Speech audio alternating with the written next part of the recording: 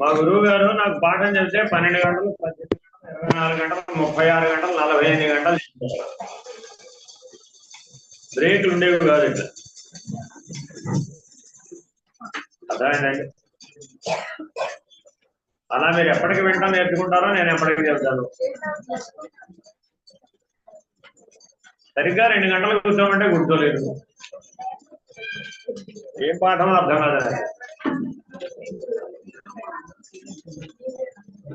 శరీరాన్ని బట్టి ఉండదమ్మా, ధ్యాస ధ్యాస నిలబడాన్ని బట్టి ఉండదు. ఈ ధ్యాస పక్కకు పోయిందనుకోండి పాఠం చెప్పడం కుదరదు కదా. ఇప్పుడు ఒకటి గుర్తుపెట్టుకోండి, స్టార్టింగ్ లోనే చెప్పా, ఉపనిషత్తు ప్రారంభంలోనే చెప్పా, పూర్తయ్యేటప్పటికి మీకు పరబ్రహ్మం అనే నిర్ణయం తెలియాలి అని. ఎలాగా? సరిగ్గా గంట కూడా దృష్టి నిలవలేని వాడికి పరబ్రహ్మమే తెలియబడుతుంది. ఎంత కష్టం అని. సరే, జాతిరితి న చర్మణో న రక్తస్య న మాంసస్య న చాస్థినః న జాతిరాత్మనో జాతిర్వ్యవహార ప్రకల్పితా కర్మేతి చ క్రియమాణేంద్రియైః కర్మాణ్యాహం కరోమీత్యథాత్మనిష్ఠతయా కృతం కర్మైవ కర్మ అకర్మేతి చ కర్తృత్వ భోక్తృత్వాద్యహంకారతయా బంధరూపం జన్మాది కారణం నిత్య నైమిత్తిక యాగ వ్రత తపో దానాదిషు ఫలాభిసంధానం యత్తత్ అకర్మ. ఈ మంత్రంలో దాదాపు 5-6 ప్రశ్నలకు సమాధానం చెప్తున్నారు. జాతి అనగానేది? ఒక ప్రపంచ యుద్ధం మాదే గొప్ప జాతి అనడం వల్ల వచ్చింది. ఈ ప్రపంచంలో ఉత్తమమైన జాతి ఎవరిది? ఏమండి, ఎవరిది? మాదే అన్నాడు ఒక ఆయన. అది నేను నిరూపిస్తానన్నాడు. ఎలా నిరూపిస్తావని అడిగారు. ఒక 3 మిలియన్ల మందిని నేను చంపేస్తే, 30 దేశాలు నేను కనుక ఆక్రమిస్తే ప్రపంచం అంతా నన్నే గొప్పవాడని అంటారు కదా అని ఆ చివర ఉన్నవాడు బయలుదేరి ఈ చివర దాకా వచ్చాడు. ఎవరైనా బాగా అర్థం. వచ్చిన వాడు ఈ చివరకు వచ్చిన తర్వాత కనువింపు కలిగింది. ఏమిటి? పట్టుకెళ్ళేది ఏమీ లేదని 2 చేతులు బయట పెట్టి, నా శవపేటిక బయట 2 ఖాళీ చేతులు పెట్టి ఈ ప్రపంచానికి నా సందేశం తెలియజేయండి అని చెప్పాడు ఆయన.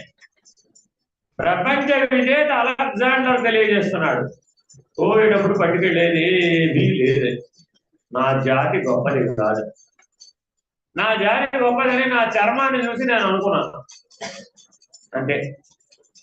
ప్రతి వాళ్ళు వాళ్ళ అందాన్ని దేని చూసి చెప్పుకున్నారు? అయ్యో, కాస్త ఆ 3 మీటర్ల చర్మాన్ని ఒలిచి అక్కడ గోడకు తగిలించాం అనుకోండి, అందంగా ఉంటుందంటారా? ఉండదు. ఎప్పుడన్నా ఆలోచించారా? మానవ దేహం మీద 3 మీటర్లు ఉంటుందండి చర్మం. కరెక్ట్ గా ఒలిచేసి అక్కడ తగిలించాం అనుకోండి, ఈ శరీరం అప్పుడు ఎలా ఉంటుందండి? అందవిహీనంగా, పగలు చూస్తే రాత్రికి అల్లా వచ్చేటట్టుగా భయంకరంగా కనబడుతుంది. అంతేనా కదా? మనం కబేళాలో తగిలిస్తారా లేదా? తొలిచేస్తారు కదా. మనం కూడా అంతే, అంతకుమించే పెద్ద విశేషం ఏం లేదు. ప్రతికున్నప్పుడు ఆ మేక ఎంత అందంగా ఉందో, ఆ గొర్రె ఎంత అందంగా ఉందో. ఎవరైనా బ్రహ్మానంద బోధనలు రామకృష్ణ పరమహంస మిషన్ వాళ్ళతో ఆ పుస్తకం చదివితే అందులో స్వామి బ్రహ్మానంద అంటారండి, ఆహా నేను ఎంత అందంగా ఉన్నాను అని ఎవరి గురించి ఎవరైనా అనుకున్నా, వారి గురించి వారైనా అనుకున్నా, వారిది సూకర బుద్ధి అంటారు. వాటి తెలివి ఎక్కడ పనిచేస్తుంది? ఇప్పుడు సూకర అంటే ఏంటంటే, పందికి ఏ తెలివితేటలు ఉన్నాయో నీకు కూడా అవే తెలివితేటలు ఉన్నాయి. అందం దగ్గర కనుక నీ జీవితం ఆగిపోయింది అనుకోండి, అప్పుడు నీ బుద్ధికి ఏమని పేరు? సూకర బుద్ధి అంటాడు. అర్థమైందండి? సరే, ఇంకో ఉపమానం చెప్తాను. నేనే తెలివైన వాడిని అనేవాడు అనే దగ్గర కూడా బుద్ధి అయిపోతా లేదా? నా జాతి అత్యంత తెలివైనది అని మానవులందరూ అనుకోబట్టే మిగిలిన 84 లక్షల జీవరాశుల మీద మనం మన ఆధిపత్యాన్ని నిలబెట్టుకోగలుగుతాం. అర్థమైందండి? దానికి ఉపమానం చెప్పారు. ఎలాగయ్యా అంటే అది శ్వేన బుద్ధి అన్నారు. శ్వేనం అంటే కొంగ. కొంగ ఒంటి కాలు మీద జపం చేస్తూ నిలబడుతుందండి. దేనికోసం? అంతే. అర్థమైందండి? అది నేనే తెలివైన వాడను అని అనుకుంటున్నాడు. అది ఎంతసేపు? అది దొరికేంత వరకు అంతే. దొరకగానే దాని తపస్సు అయిపోతుంది, వెంటనే దాని ఆహారం పుచ్చుకుంటుంది, వెళ్ళిపోతుంది. మనం కూడా అంతే. మన తెలివికి తగినంత ఆహారం లభించగానే మనం కూడా ఆ తెలివి అంతా పోతుంది కదా.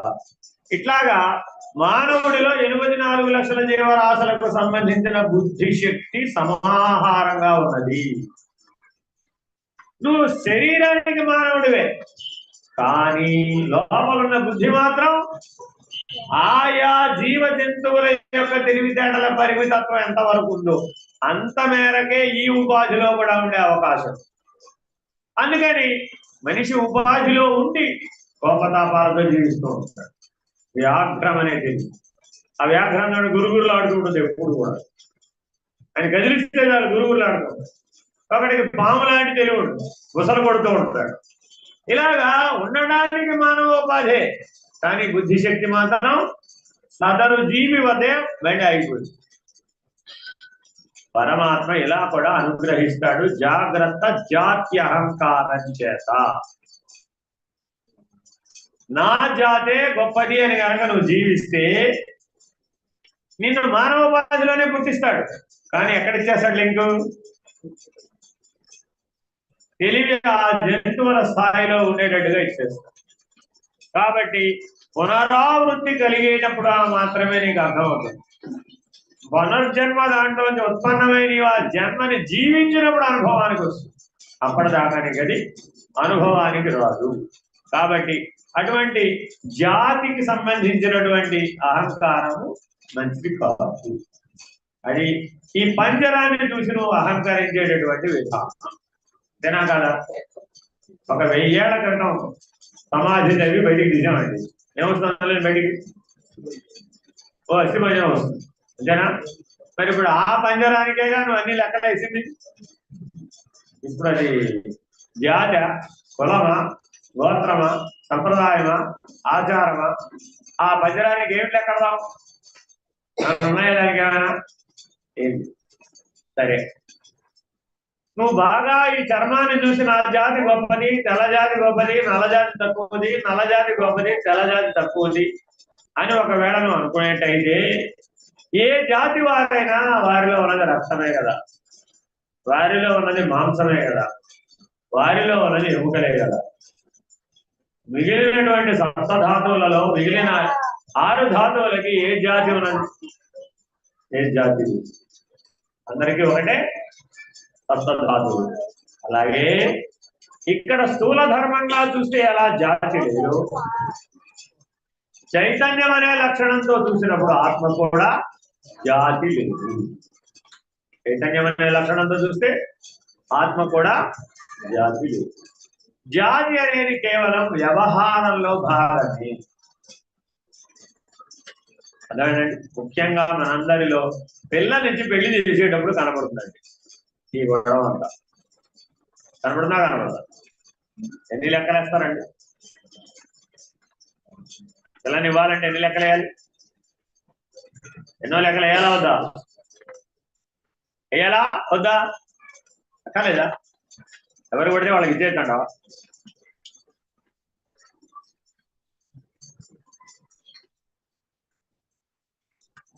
కానీ నీకంటే బహిర్ముఖమైన వ్యాపారం గురించి చెప్పడం లేదు. ఉపనిషత్తులు ఎప్పుడు అంతర్ముఖమై చెప్తాయా, బహిర్ముఖమై చెప్తాయా? అంటే నీ లోపల నువ్వు ఎలా ఉండాలో చెప్తున్నాయి. అర్థమేనండి? అందరినీ ఆత్మస్వరూపుడుగా చూడాలి అని దాని అర్థం.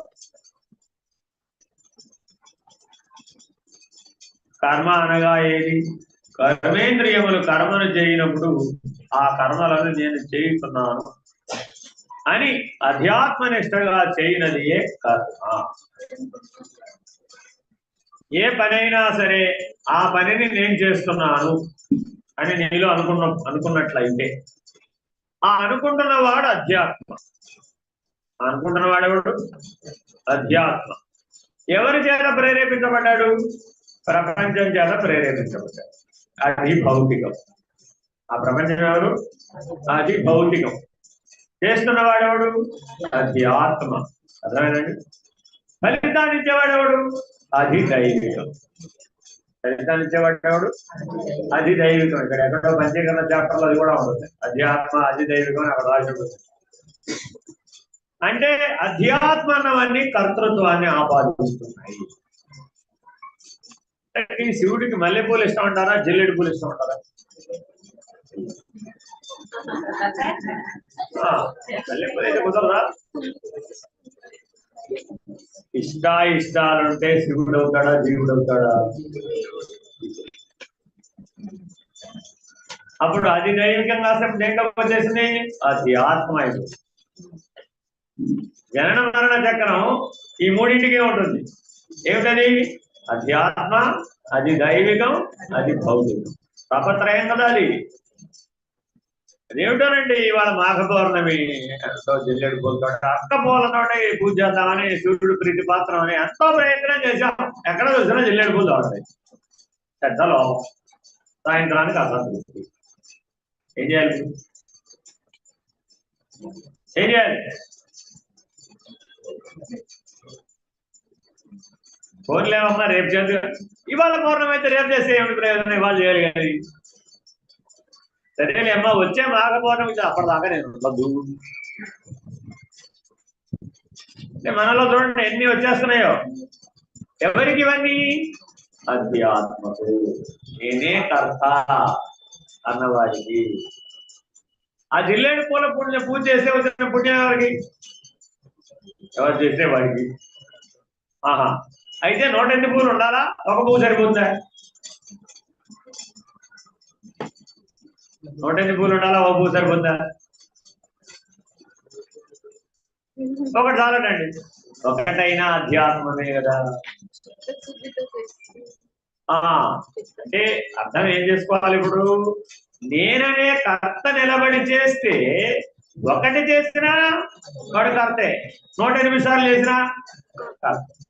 ఇప్పుడు అందరినీ పంచాక్షరి మంత్ర జపం చేయమన్నామండి. చేసిన తర్వాత నేనేమన్నా? దశాంశం తర్పణం చేయమన్నాం. మళ్ళీ ఒకసారి అర్చన చేయమన్నాం. ఎందుకు చేయమన్నాం?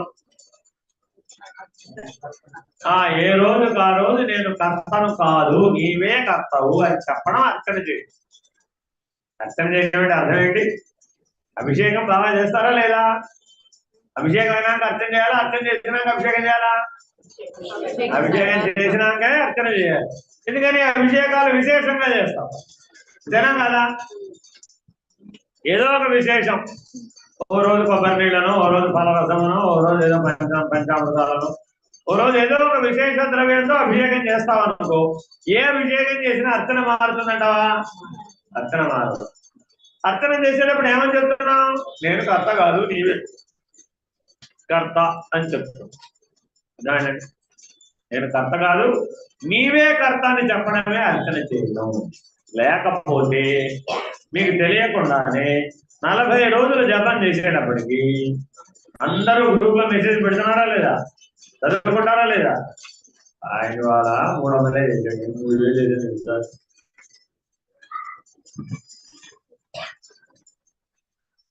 వాళ్ళందరూ కలిసి 3 లక్షలే చేశారు. మేము 20 లక్షలు చేసాం.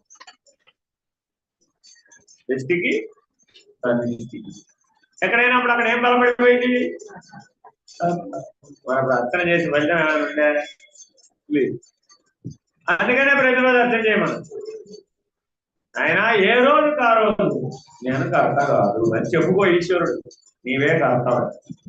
అప్పుడు ఆ జపం నేను చేశాననే అహం లేకుండా పోయి, లేకపోతే ఆ అధ్యాత్మ బలపడిపోయి పునః జన్మకు కారణమవుతుంది. సదాచారం కూడా జన్మకు కారణం. ఎందుకని? నేననే కర్త ఉన్నాడు. అకర్మ అనగా ఏది? కర్తగాని ఆత్మయందు కర్తృత్వమును, భోక్తగాని ఆత్మయందు భోక్తృత్వమును ఆరోపించినది అగునది కర్మ. జన్మాదులకు బంధములకు కారణమని తెలిసి నిత్య నైమిత్తిక కర్మలను యాగ వ్రత తపో దానాదులను చేయుచున్నను. ఆ కర్మ ఫలముల యందు సంగము లేనప్పుడు సలుకునట్టి నిష్కామ కర్మ అకర్మయే అగును. కర్మ రహస్యం అంటే ఏంటంటే కర్మలో అకర్మని, అకర్మలో కర్మ. ఈ జ్ఞానం కలిగి ఉండటమే కర్మ రహస్యం. అంటే కర్మలో అకర్మ అంటే అర్థం ఏమిటి? గాఢ నిద్రావస్థ నిద్రపోతున్నాడు, వాడికి ఆకలేసింది. ఆకలేస్తే వాడు తెలుస్తుందా చిన్నపిల్లాడికి? తెలియదు. వాళ్ళ అమ్మ ఏం చేసింది? నిద్రపోతుండేనే అన్నం పెట్టేసింది. లోపల ఉన్న వాడికి తెలుసా తెలీదా? వాడికి తెలుసు, టకాటకా తినేసాడు. వీళ్ళు లేచాడు తర్వాత అన్నం పెట్టమన్నాడు. ఇప్పుడే కదా అన్నం తిన్నాడు. లేదండి, నేనేరా బాబు పెట్టింది, అదిగో కావాలంటే కంచం సాక్షి అని సాక్ష్యం చూపెట్టు. నేను తినలేదంటుంటే నువ్వు తినేసి నేను తినేసానంటాడు అంటాడు పైగా. అంతేనా కదా? ఎందుకని? కర్మలో అకర్మ. ఇక్కడ కర్త పని చేయలేదు. అదేనండి, తినేటప్పుడు నేననే కర్త పని చేయలేదు. అందువల్ల ఏమైపోయింది? ఆ కర్మ జరిగింది, కానీ ఫలితం మాత్రం వాడికి అంటలేదు, వాడికి అందలేదు. ఇది కర్మలో అకర్మ. అంటే గాఢ నిద్రావస్థ ఎందు గాఢమైన సమాధి నిష్ట ఎందు మునిగిపోయి ఉన్నవాడు కర్మ చేయడానికి అధికారి. మనం ఎవరం కర్మ చేయడానికి అధికారం కాదట. ఎందుకని? మనం కర్తగా ఉండి చేస్తున్నాం కాబట్టి, కర్మ ఫలితాన్ని పొందుతాం కాబట్టి, కర్మ ఫలితాన్ని పొందితే జన్మ వస్తుంది కాబట్టి. ఎవరయ్యా అధికారి? నిష్కామ కర్మ చేసేవాడే అధికారి కర్మ చేయడానికి. కాబట్టి ఆ నిష్కామ కర్మ చేయాలి అంటే కర్మలో అకర్మై ఉండాలి, అకర్తగా ఉండి కర్మ చేయాలి. మరి అకర్మలో కర్మ అంటే ఏమిటి? కలలో ఆకలేసింది. ఈ పిల్లవాడికి ఏమైంది? కలలో ఆకలేసింది. ఇప్పుడు ఆహారం ఎక్కడ రావాలి? ఇళ్లలో వస్తే కుదరదా? కలలో వస్తేనే కుదురుతుందండి, ఇళ్లలో వస్తే కుదరదు. కలలో వాడే ఆకలికి అన్నాన్ని కూడా సృష్టించి ఆ అన్నాన్ని భుజించి కలలోనే సంతృప్తి పడింది. ఇప్పుడు కర్మ జరిగిందా? అసలు జరగలే. కానీ వాడికి జరిగిందా లేదా? వాడికి. అకర్మలో కర్మ ఇలా కూడా జరగవచ్చు. ఈ రెండు పద్ధతులలోనూ నిష్కామ కర్మ సాధ్యమే. ఎలా అంటే గురుగారు అక్కడెక్కడో ఉన్నారు, ఇక్కడ ఎవరో గట్టిగా తలుచుకున్నారు. ఆయన అక్కడి నుంచి ఇక్కడికి సహాయం చేయాలా వద్దా? ఎలా చేస్తారండి? ఎలా చేస్తారు? అకర్మలో కర్మ. ఆయన ఇక్కడికి రావక్కర్లా, ఆయన ప్రజ్ఞ పని చేస్తే చాలు. గురువు గారు ఇక్కడే ఉన్నారు, కానీ ఆయన సమాజనిష్ఠుడై ఉన్నారు. పిలిస్తే పలకడు, లేకపోతే లేవడు, మాట్లాడిస్తే మాట్లాడు. మనం ఏం చేయాలి? ఇప్పుడు మనకేవో సందేహాలు ఉన్నాయి, ఇప్పుడు ఏం చేయాలి?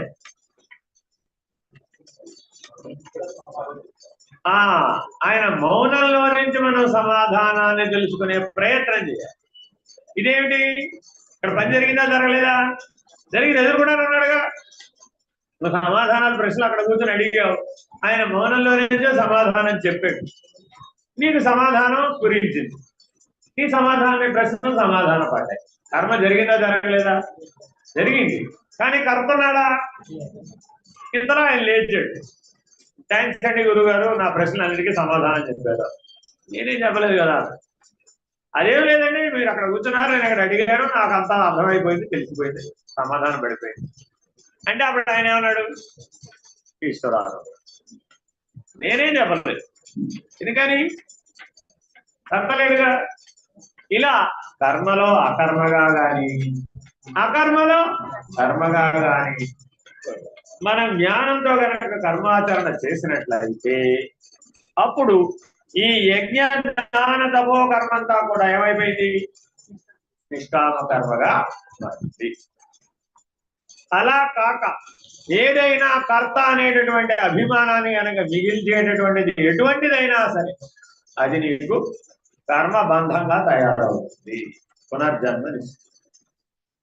జ్ఞానమితి చ దేహేంద్రియాణి నిగ్రహ సద్గురూపాసన శ్రవణ మనన నిధిధ్యాసనైర్యత్య దృగ్దృశ్య స్వరూపం సర్వాంతరస్థం సర్వసమం ఘటపటాది పదార్థమివ ఏకారం వికారం నివా అవికారం. అక్కడ రెండు ఉంది కదా, ఆ కలిపి చదువుకోవాలి.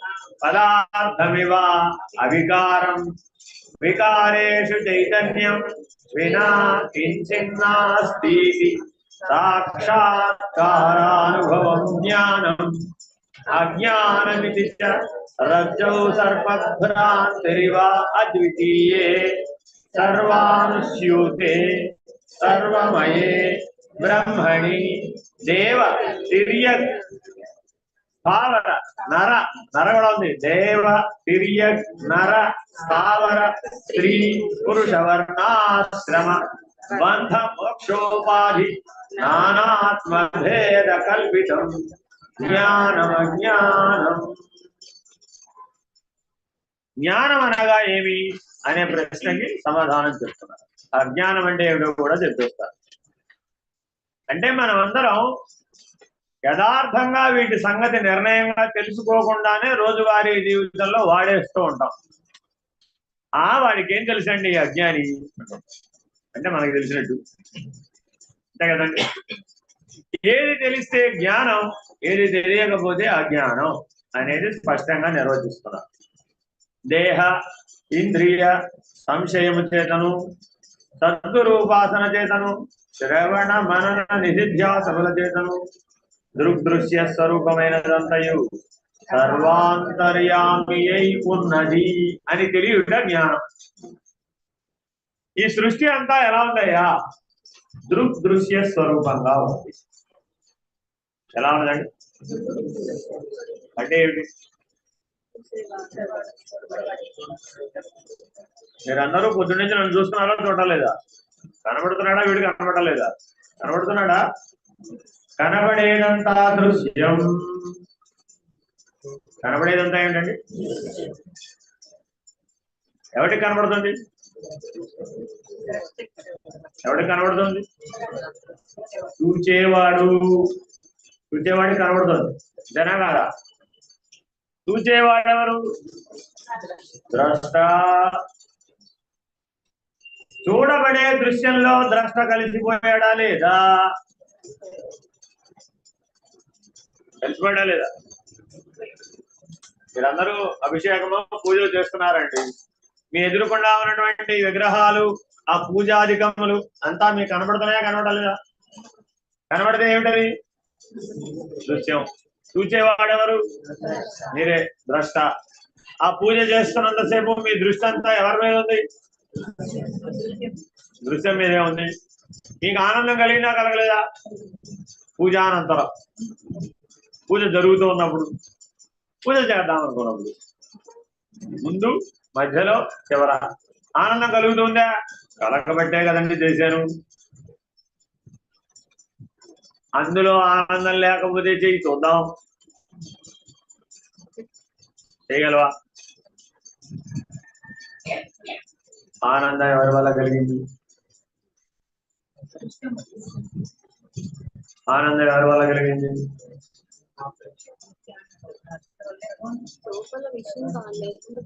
ఆనందం ఎవరి వల్ల కలిగింది? రోజు నిత్య పూజ చేస్తున్నారా లేదా? ఆనందంగా ఉందా లేదా? ఆనందం ఎవరి వల్ల కలిగింది? ఆనందం ఎవరి వల్ల కలిగింది? నిత్య పూజ చేసే వాళ్ళందరూ సమాధానం చెప్పాలి. చేసే వాళ్ళందరూ ఎవరు? ద్రష్ట. చేయబడేదంతా ఏమిటి? చూడబడేది, చేయబడేదంతా దృశ్యం. కలుగుతున్నది ఏమిటి?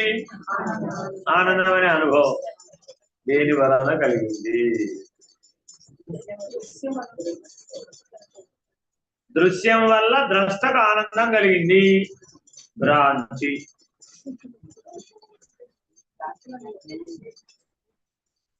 దృశ్యం వల్ల కలగలేదు.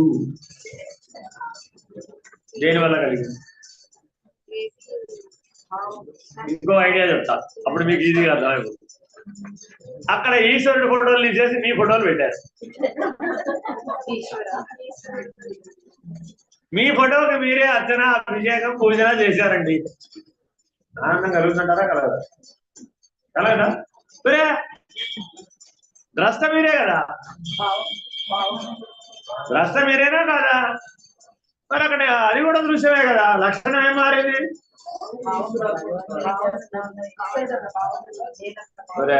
నువ్వు ఈశ్వరుడు కాదా? నీవు ఈశ్వరుడు అని తెలియకపోతే అజ్ఞానం. దృశ్యం మారినంత మాత్రాన ద్రష్ట మారదా? మారలేదు కదా. మరి మారని వాడు ఈశ్వరుడు కదా. మారేది భ్రాంతి కదా.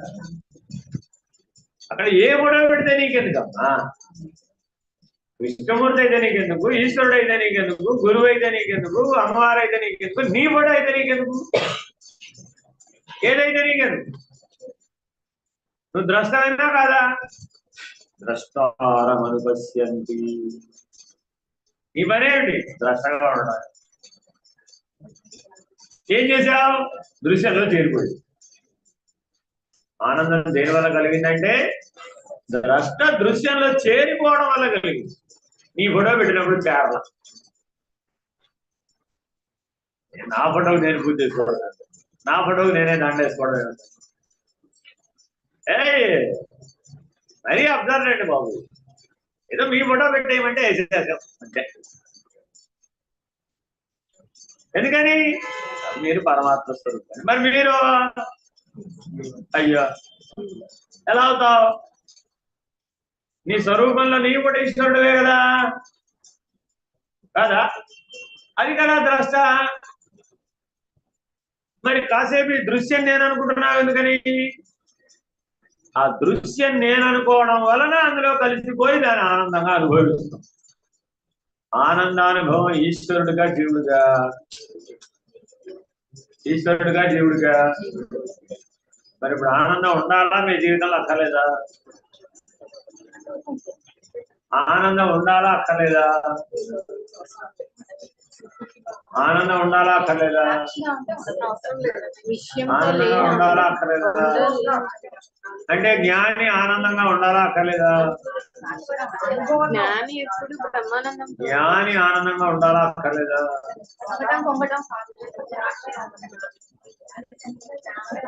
మళ్ళందరినీ గురుపీఠం పెట్టి వాళ్ళందరూ ఏమైపోతారు? నిరతిశయానంద స్వరూపుడు జ్ఞాని. వాడి ఆనందంలో అతిశయం లేదు. ఏ మూడు లేవుగా అక్కడ. జ్ఞాని అంటే త్రిపుడు లేదండి.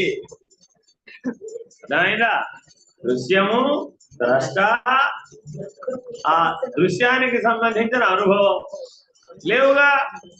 అర్థమైందా? అందువల్ల ఏమిటి? తానైన స్థితిలో నిరతిశయానంద స్వరూపుడుగా ఉంటాడు అంతే.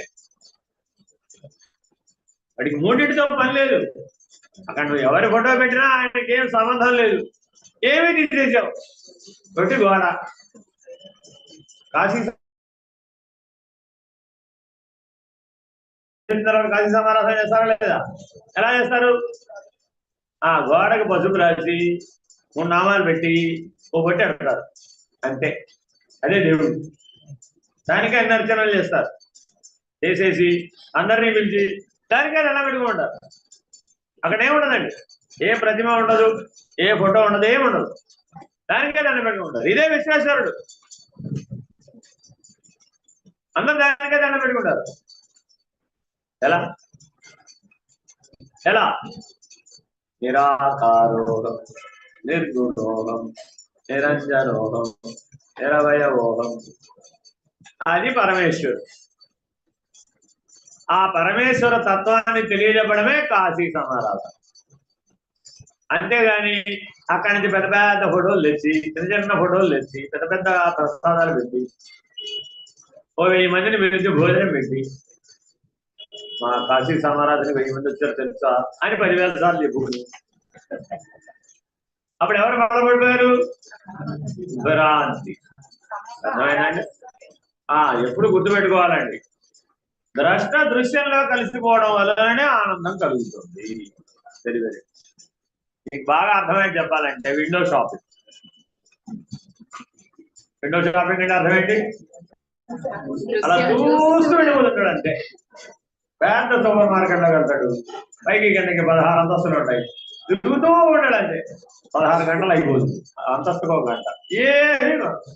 కనీసం టూత్ బ్రష్ కూడా కొనడు. కానీ అన్ని కొన్నట్టుగా భావించేస్తారు, ఆనందించేస్తారు అంతే.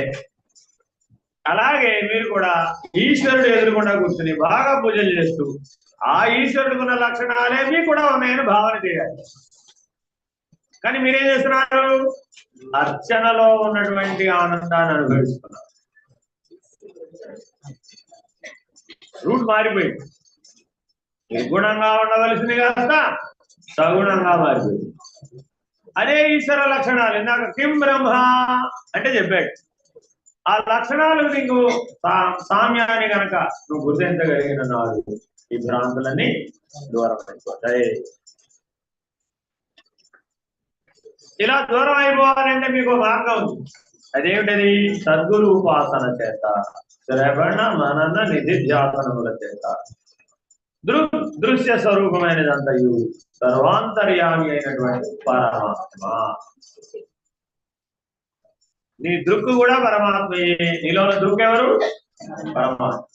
అందుకే గుర్తుపెట్టుకోవాలండి, అచల సిద్ధాంతం దృగ్రహిత పద్ధతి, ద్రష్టృరహిత పద్ధతి. అక్కడ ఇద్దరిని ఎగరగొడాలి. ముందెవరు ఎగరగొడాలి? దృక్, తర్వాత ద్రష్ట. ఇద్దరిని ఎగరగొడుతుంది. అందుకని నిర్ణయించాలి, అతీత పద్ధతిలో, రహిత పద్ధతిలో నిరసించాలి. అలా చేయాలి అంటే ముందు మనం కర్తృత్వ భోక్తృత్వ రహిత పద్ధతిగా అతీత పద్ధతిలోకి ప్రవేశించాలి. అది ఎలాగా అంటే శ్రవణ మనన నిధిధ్యాసల చేత.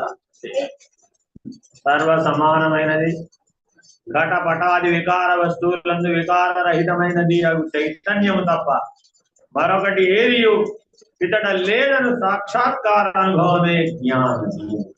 Very very important. సాక్షాత్కారం లేకపోతే జ్ఞానం లేదు. యాజ్ సింపుల్ అయితే ఈశ్వర సాక్షాత్కారం అనండి, ఆత్మ సాక్షాత్కారం అనండి, బ్రహ్మ సాక్షాత్కారం అనండి, ఏ పేరైనా పెట్టండి, సాక్షాత్కారం లేకపోతే జ్ఞానం లేదు అంతే. మీరు ఎప్పటి వరకు జ్ఞాని కారు?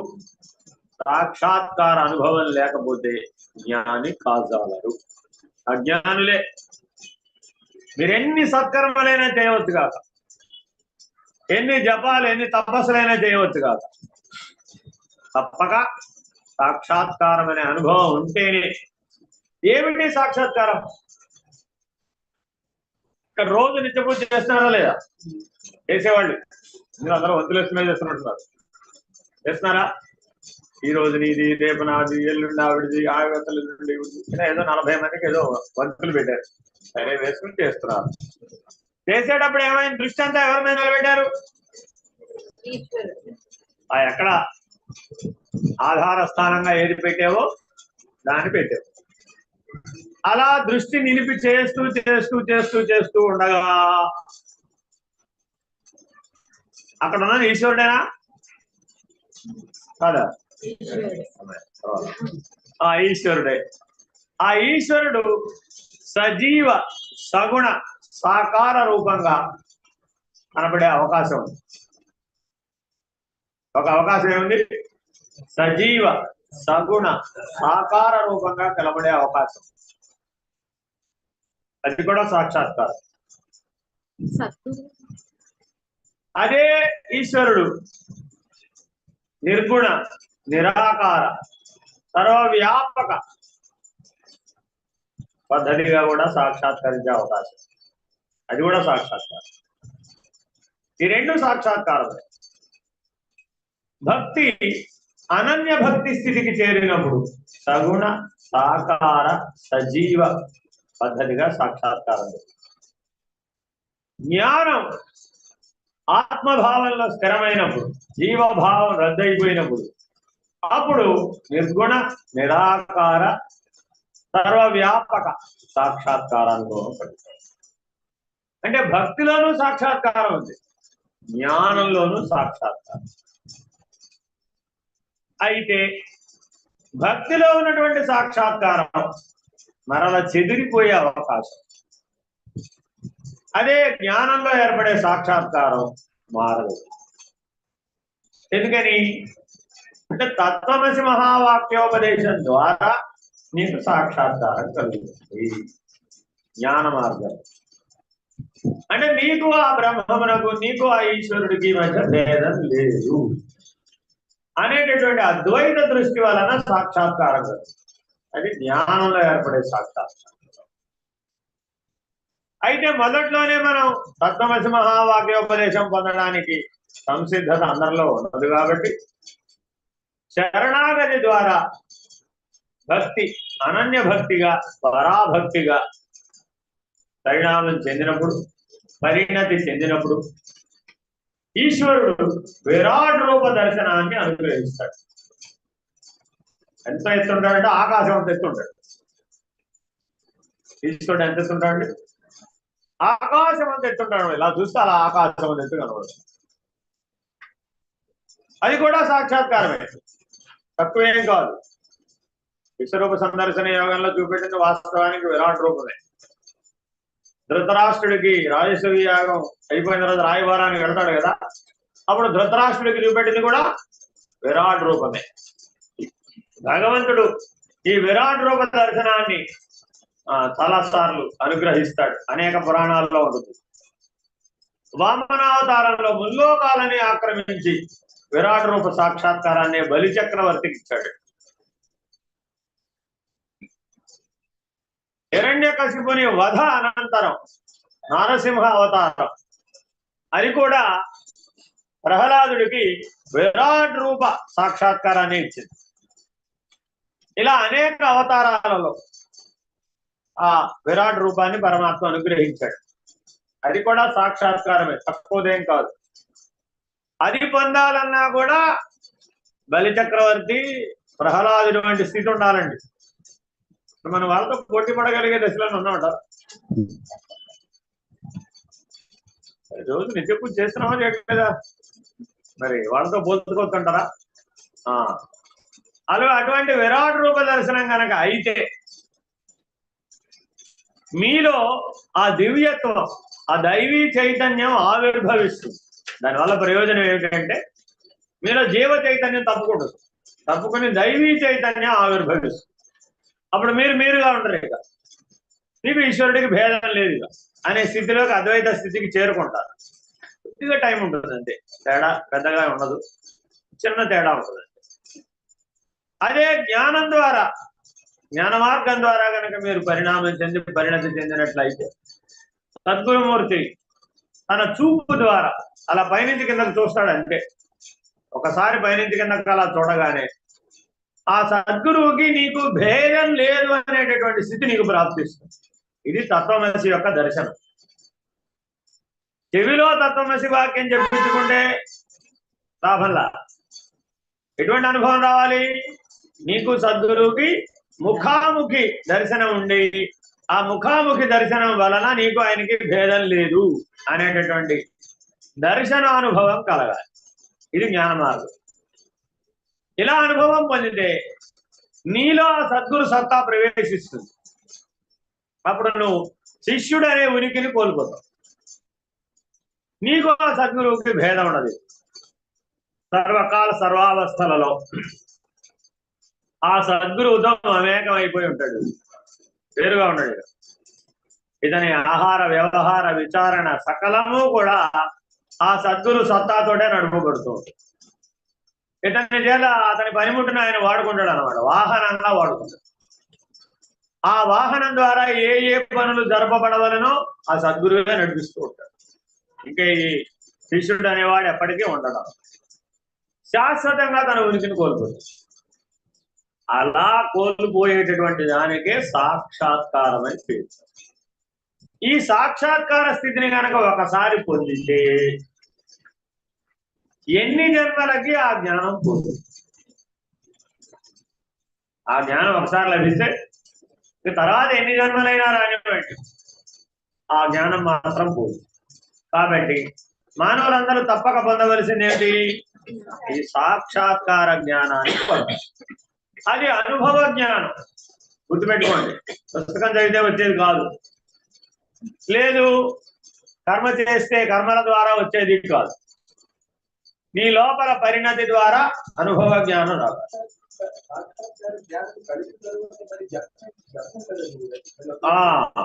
అక్కడ కొద్దిగా శేషం మిగిలింది. ఈ సాక్షాత్కార అనుభవ జ్ఞానం కలిగిన తర్వాత కూడా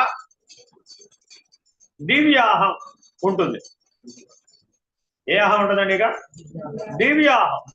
ఎందుకని అంతా దైవీ సత్తాతో నడపబడుతూ ఉంటుంది. సామాన్య మానవులకు వచ్చే ఆలోచనలు వాళ్ళకు రావు.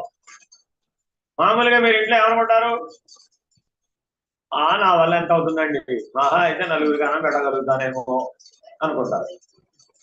ఆయన ఎట్లా ఆలోచిస్తాడంటే, సరే ఒక 400 మందికో 4000 మందికో అన్నం పెడదాం అంటాడు. ఆ గృహిణికి శక్తి ఎంత? ఆయన ఆలోచన ఎంత? 400, 4000 లేకపోతే నా వల్ల ఎక్కడ అవుతుంది అంటుంది ఆవిడ. ఏమో ఈశ్వర సంకల్పం అంటాడు. అంటే అర్థం ఏంటి? ఆయనకేం తెలియదు ఏం జరుగుతుందో, ఎలా జరుగుతుందో, ఎవరు వస్తారో, ఎవరు చేస్తారో, ఎవరు ఏంటి, అవేమీ ఆయనకి తెలియదు. ఎప్పుడు ఏ స్థితిలో ఉంటాడు? ఆ దైవీ స్థితిలో ఉంటాడు. ఆ తెలుగులోనే మాట్లాడతాడు అంతే. అక్కడ జరగాలి, జరుగుతుంది అంటాడు అంతే. ఎవరెవరు తేవాలో, ఎవరెవరు రావాలో, ఎవరెవరికి చెప్పాలో, ఎవరు బీరకాయలు లేవాలో, ఎవరు సొరకాయలు లేవాలో, ఎవరు గుమ్మడికాయలు లేవాలో ఆయనకి ఏమి సంబంధం లేదు. కానీ ఈశ్వర సంకల్పానికి ప్రకృతి బాధ్యత వహిస్తుంది. వహించి ఆయా ఆసక్తి కలిగిన వారందరికీ లింక్ ఇచ్చేస్తుంది. టకటక ఏమంటే ఆయన 4000 మందికి అన్నం పెడతానన్నాడండి, అసలే కాశీ వెళ్ళొచ్చాట, సమారాధన చేసుకున్నాడట, మనం పాల్గొంటుకోకపోతే ఎలాగా, మనం కూడా చెయ్యేద్దామండి అని ఎవరి చెయ్యి వాళ్ళు తెచ్చి అక్కడ పెడతారు. అన్నీ తెచ్చి అక్కడ పెట్టిన తర్వాత పాపం 4000 మందికి ఆవిడ ఒక్కటి ఎట్లా వంట చేస్తుందండి, మనం కూడా తలా చెయ్యేద్దాం పట్టండి. అట్టి కర్మ యందు ఆసక్తి కలిగిన వారందరినీ అక్కడికి వనగూరుస్తుంది ప్రకృతి. అమ్మవారి పని అనమాట. వాళ్ళందరూ అక్కడికి వచ్చి ఆ పని చేస్తారు. ఆ పని అంతా అయిపోతుంది. అంతా అయిపోయిన తర్వాత అందరూ ప్రసాదం చేసుకుంటారు. అంతా బై బై, హాయ్ హాయ్. ఎవరెవరికి ఏం తెలియదు. అప్పటి వరకు ఎవరెవరు చూసుకోరండి. ఆ సందర్భానికే చూసుకుంటారు, ఆ సందర్భానికే కలిసి పనిచేస్తారు. ఆ సందర్భం తర్వాత మళ్ళీ ఎప్పటికీ కలవరు, విడిపోతారు అంతే. అంతా అయిపోయిన తర్వాత ఆయన అడిగారు, ఏమంటే వీళ్ళందరినీ పిలిచేది మీరేనా? ఇందులో ఎవరు నాకు తెలియదు. అదేంటి మీరు పిలవక నేను పిలవక వీళ్ళంతా ఎవరిని ఎలా వచ్చారు, ఎలా చేశారు? ఇదంతా పైకి చూపిస్తారు అన్నమాట. అంతా పైవాడి దయ. ఇలా చేయగా చేయగా చేయగా చేయగా జీవితం జరగగా నేను జీవుడనే అహం పోయి దీని స్థానంలో ఏమిటొచ్చేస్తుంది? నేను దేవుడు అనే అహం వచ్చేస్తుంది. అర్థమైందండి? దాన్ని ఏమంటారు? దివ్యాహం అంటారు. ఆ దివ్యాహం వల్ల ఏమైపోతుంది? నిరంతరాయంగా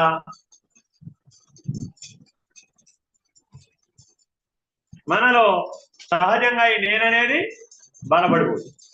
బలపడిపోయి చివరి 3 లోకాలు ఉన్నాయే, ఏమిటవి?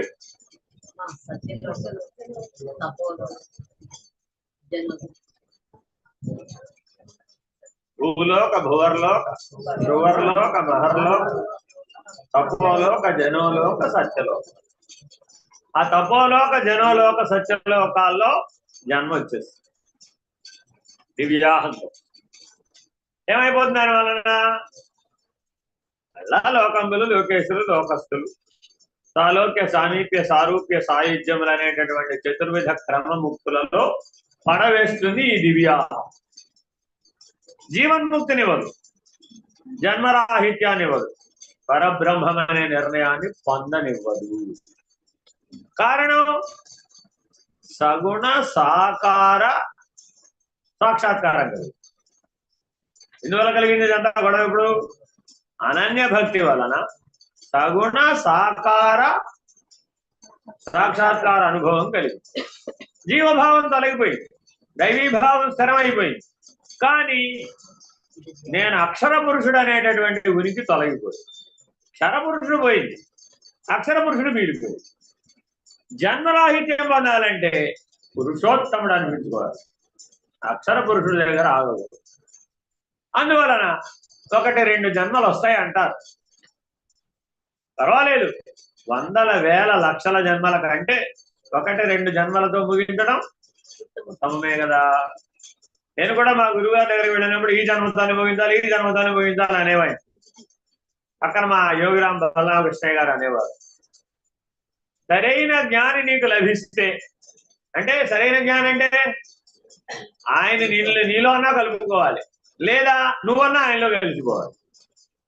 అలాంటి జ్ఞాని కనుక నీకు దొరికితే అయితే 3 సంవత్సరాల్లో అవ్వచ్చు, లేదంటే 12 సంవత్సరాల్లో అవ్వచ్చు, లేదంటే 36 సంవత్సరాల్లో అవ్వచ్చు, లేదంటే 3 జన్మల్లో అవ్వచ్చు.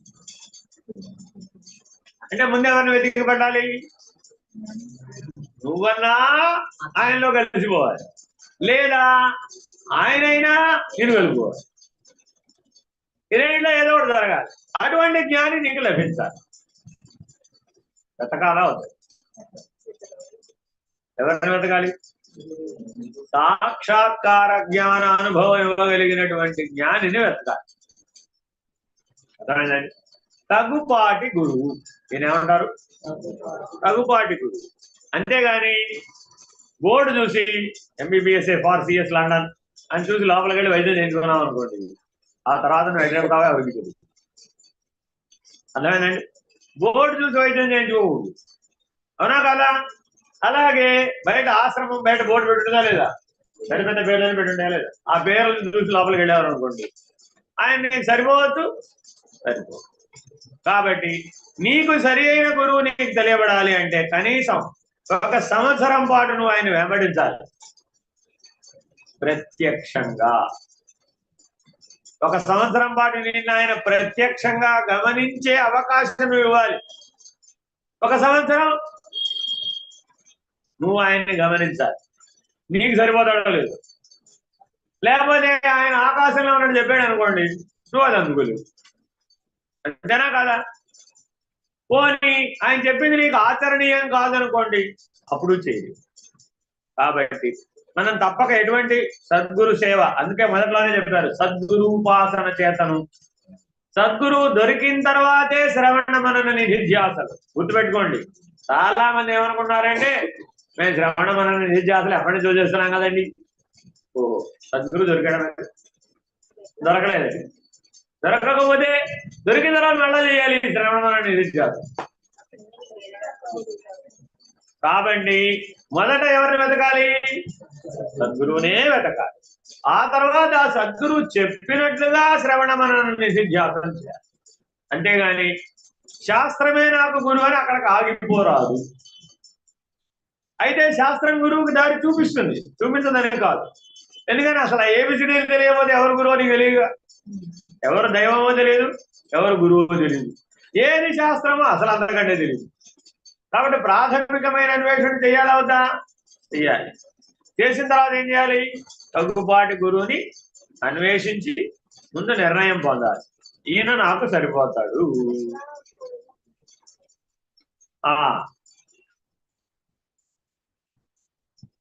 ఒక పిల్లవాడిని పెద్ద స్వీట్ షాప్ లో తీసుకెళ్ళి ఏం కావాలని అడిగాడు. ఏం చెప్తాడు?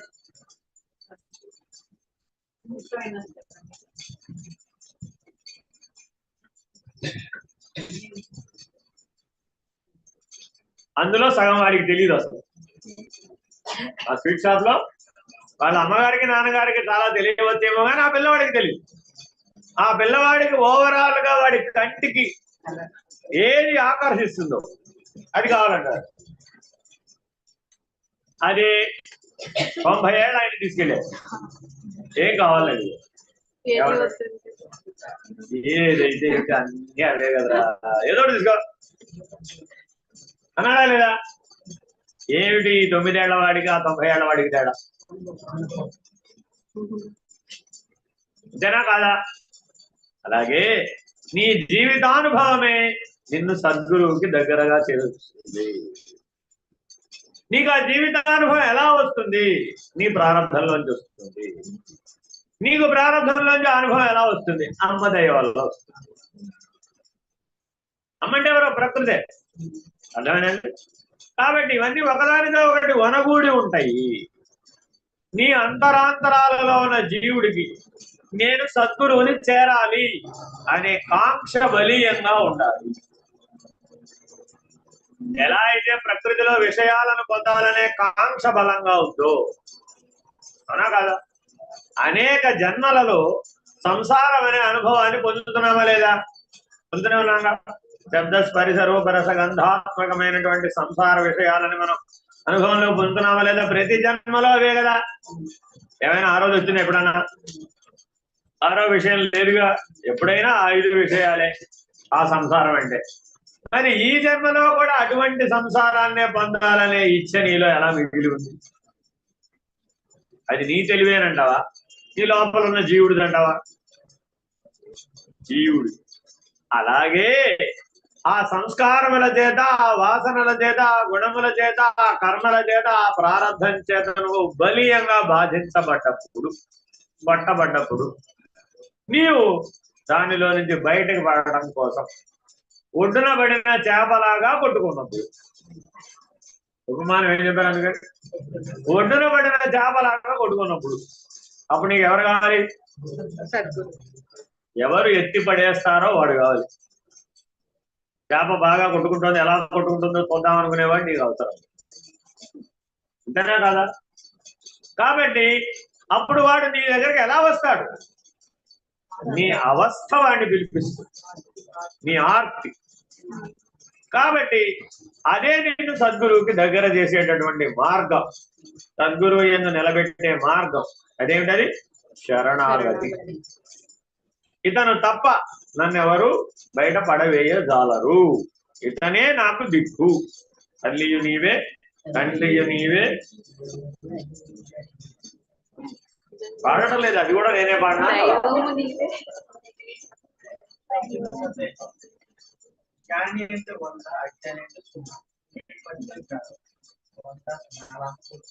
ఒకటి పక్కన కుడి చేతి పక్కన సున్నాలు పెడితేనే కదా విలువ, అంతేనా? కానీ సున్నాలను బట్టి ఒకటి విలువ నిర్ణయించవచ్చా? ఒకటిని బట్టే సున్నాలకు విలువ. అర్థమైందండి? అందుకని 100 గురువు కాదు, ఒకటే గురువు అంతే. బైనామియల్ థియరంలో ఏమున్నాయి? 0, 1 అంతే. ఎంత డేటా అయినా సరే ఎందులో పెట్టద్దు? 0, 1, 0, 1, 0, 1 ditto dot ditto dot ditto dot అంతే. కాబట్టి 0 ఎవరు? శిష్యుడు. 1 ఎవరు? గురువు. ఎక్కడి దాకా? అద్వైతం దాకా. ఎక్కడి దాకా? అద్వైతం దాకా. అవతల పరబ్రహ్మం అన్నాం. 0 గురువు, 1 శిష్యుడు.